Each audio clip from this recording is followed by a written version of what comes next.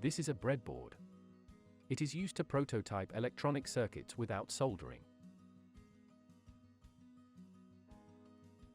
As you can see, the top and bottom rows are fully connected. The middle section is made up of top and bottom banks that have connections, each covering 5 holes.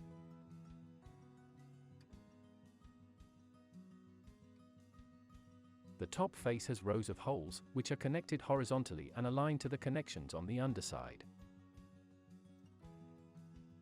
The holes on this top row are all connected.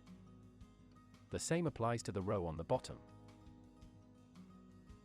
In the middle of the breadboard, the holes are connected vertically. In this column, all holes are connected.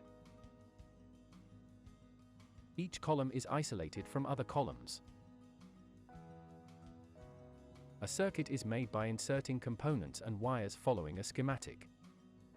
We will now build an LED circuit using a breadboard. Power is connected via the top row. A 330 amp resistor is added. Now, the connection between the power and the resistor is made. The LED anode is then connected to the resistor. Note, the orientation of the LED is important. A 0-volt wire is then connected to the cathode of the LED and the bottom row. The 0-volt supply is then added to complete the circuit. Apply 9 volts to the circuit.